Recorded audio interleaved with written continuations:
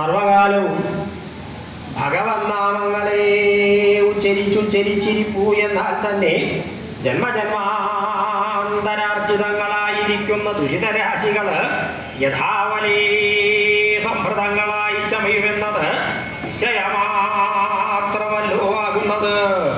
അത് ഈ മനുഷ്യർക്ക് എത്ര കഷ്ടം.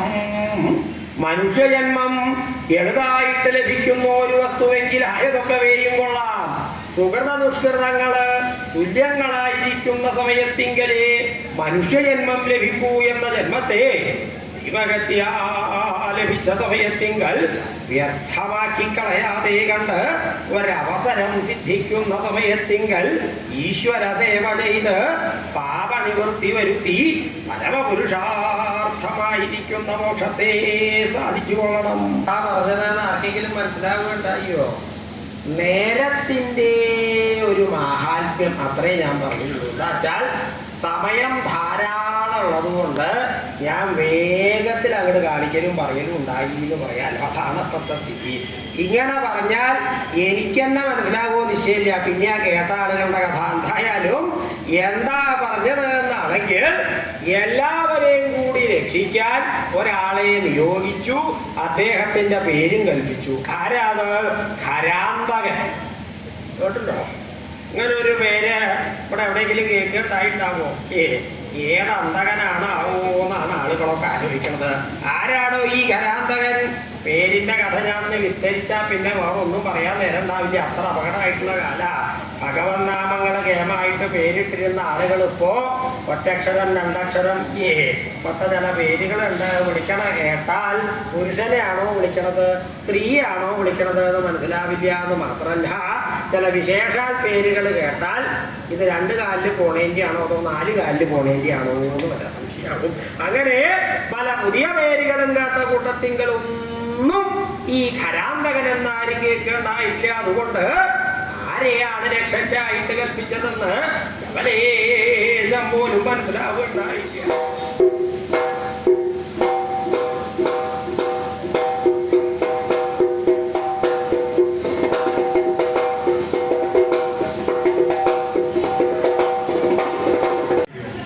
ഇതൊക്കെ ഉണ്ടാവുമ്പോൾ കൂട്ടത്തിന് വേണമെന്നും ഉണ്ടാവും. ആരാ? ശത്രുക്കള്. എന്നാൽ രാവണന് ശത്രുക്കളെ കുറിച്ച് വല്ല വൈഷമ്യം ഉണ്ടോന്നാണെങ്കിൽ രാവണൻ തൻ്റെ ശത്രുവാണ് എന്ന് പറയണത് തന്നെ ആളുകൾക്ക് വൈഷമ്യം. അതാ അപ്പോ രാവണന് ശത്രുക്കളൊന്നുമില്ല. അപ്പൊ ആ നിലയ്ക്കും പേടിയില്ല. ത്രൈലോക്യത്തിൽ ആരെയും പേടിയില്ലാതെ കണ്ട് സുഖമായിട്ട് അവിടെ അങ്ങനെ കഴിയണു. അവനവന്റെ ഇഷ്ടത്തിന് തോന്നിയത് കാണിച്ച് സുഖമായിട്ട് അങ്ങനെ കഴിയണ രാവണനെ സങ്കടം എന്താണെന്നൊന്ന് പഠിപ്പിക്കുക. എങ്ങനെയാ സങ്കടം പഠിപ്പിച്ചു കൊടുക്കുക? ഭരണാധികാരികളായിരിക്കുന്ന ആളുകൾക്ക് സങ്കടം ഉണ്ടാവാൻ എന്താ ചെയ്യേണ്ടത് വെച്ചാൽ, പണ്ടൊക്കെ ആണെങ്കിൽ എന്തെങ്കിലും നാശനഷ്ടമൊക്കെ ഉണ്ടായാലോ പ്രജകൾക്ക് വല്ലതും സംഭവിച്ചാലൊക്കെ ഭരണാധികാരികൾക്ക് സങ്കടം ഉണ്ടാകും. അതിന്റെ പേരിന് ഭരണം തന്നെ വേണ്ടാതെ വിദ്വാന്മാരില്ല. പക്ഷെ ഇപ്പൊ അങ്ങനെയൊന്നുമില്ല. അവരവരുടെ കാര്യം എന്നല്ലാത്ത വേറൊന്നുമില്ല. അപ്പോ രാവണൻ ഇവിടെ കൊണ്ടുവന്ന അനധികൃതമായിട്ടുണ്ടാക്കിയിരിക്കുന്ന ഈ സുഖസൗകര്യങ്ങളൊക്കെ അങ്ങോട്ട് നശിപ്പിക്കുക. അവനവന്റെ നശിച്ചാൽ സങ്കടം ചെയ്യാണ്ടിരിക്കില്ലല്ലോ. പിന്നെ രാവണന്റെ പുത്രനെ ജയിച്ചു. ഇങ്ങനെ രാവണന് സങ്കടം ഉണ്ടാക്കുക, രാക്ഷസന്മാർക്കൊക്കെ സങ്കടം ഉണ്ടാക്കണമെന്ന് ഈ യുദ്ധത്തിൽ ഞാൻ വിചാരിച്ചിരുന്നു. അത് ഒന്നുകൂടി കേമായിട്ട് ഇന്ദ്രജിത്തുമായിട്ടുള്ള യുദ്ധത്തിൽ സാധിക്കും. രാക്ഷസന്മാർക്ക് ശ്രീപരമേശ്വരന്റെ ഒരു വരം എന്താണ്? പണ്ട് സാലകടങ്കടാന്ന് പേരായിട്ട് ഒരു രാക്ഷസി. വിവാഹമൊക്കെ കഴിഞ്ഞു. വിവാഹം കഴിഞ്ഞാൽ പിന്നെ എന്താ പതിവ്? പള്ള പതിവൊക്കെ തന്നെയാ പണ്ടും. എന്താ വെച്ചാൽ വിവാഹം കഴിഞ്ഞാൽ എവിടേക്കെങ്കിലും ഒക്കെ പുറപ്പെട്ട് പോയി. ഇപ്പള്ള പുറപ്പെട്ട് പോകലല്ല കേട്ടോ. ഇപ്പൊ വിവാഹങ്ങൾ കഴിഞ്ഞാൽ പിന്നെ വേണ്ടാന്ന് പുറപ്പെട്ട് പോവല്ല. ആ പോക്കല്ല. വിവാഹം കഴിഞ്ഞാൽ രണ്ടാളും കൂടി ചിലവെങ്കിലൊക്കെ ചാടി പുറപ്പെടും. ആ കൂട്ടത്തില് ഈ സാലകടങ്കടയും വിദ്യുത് കേശിയും കൂടി കാട്ടുകൂടെ പുറപ്പെട്ടു. രണ്ടാളും കൈയൊക്കെ പിടിച്ച് ഭാര്യാഭർത്താക്കന്മാരായിട്ട് കാട്ടുകൂടെ ഇങ്ങനെ നടക്കുക. അധികം പോവുക. എവിടേക്കാ യുദ്ധം? ആ ഭാര്യ അന്വേഷിച്ചുള്ള പോക്കാണ്. എവിടെ അച്ഛാ വിളിച്ചു കൊണ്ടുപോവാം? അവിടെ കുറച്ചു നേരം ഇവിടെ ഇരുന്ന പഠിക്കും. അപ്പൊ ഭാര്യയെ കൂട്ടി കാട്ടിക്ക് പോയി. അങ്ങനെ ഈ രണ്ടാളും കൂടി കാട്ടുകൂടെ തെക്കുവടച്ച് നടന്ന് കുറച്ചാൾ കഴിഞ്ഞപ്പോ വിദ്യുത് കേസ് ഇങ്ങനെ മുമ്പിൽ വേഗം പോയി. ഭാര്യ കാണാനില്ല. എന്താ അവിടെ ഇങ്ങനെ നിൽക്കണത്? പോണ്ടേ? ഭർത്താവ് വയ്യ നടക്കാൻ വയ്യേ. നടക്കാനല്ല വയ്യ. എനിക്കെന്താ ഈ കാട്ടുന്ന കണി കണ്ട കിഴങ്ങും ആ കായയും വെള്ളമൊക്കെ കുടിച്ചിട്ടല്ലേ വയറ് അപകടമായിട്ടുണ്ടാവും. പരിഭ്രമിക്കണ്ട, അവിടെ ചെന്നാ വേണ്ട പോലെ ആക്കാം. ഈ ഭർത്താവ് അതല്ല. അല്ലേ പിന്നെന്താ? അനക്കുണ്ട്. അനക്ക് കണ്ട അതുവരെയുള്ള ഉത്സാഹമൊന്നും പിന്നെ ഭർത്താക്കന്മാർക്ക് ഉണ്ടാവില്ല. അപ്പോ എന്താണെന്ന് എന്നോട് ചോദിച്ചു കഴിഞ്ഞു. നീ എന്താ വേണ്ടേ വെച്ചാൽ സാധാരണ എന്തെങ്കിലും കഷ്ടമുണ്ടായി എന്താ ചെയ്യാ? എന്നെ പ്രസവിക്കുക തന്നെയാ വേണ്ടത്. അപ്പോ വേണം. എന്തിനധികം പറയണോ? നേരമില്ലാത്തോണ്ട് ഞാൻ വിസ്തരിക്കുന്നില്ല.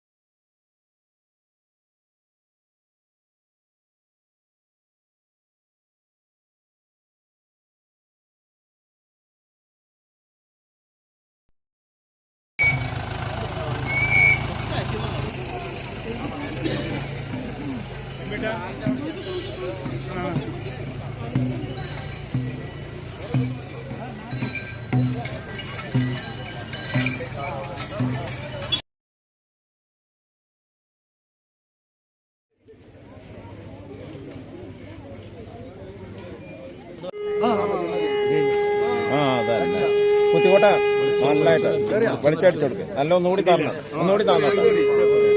ഒന്നുകൂടി താന്നോട്ടെ.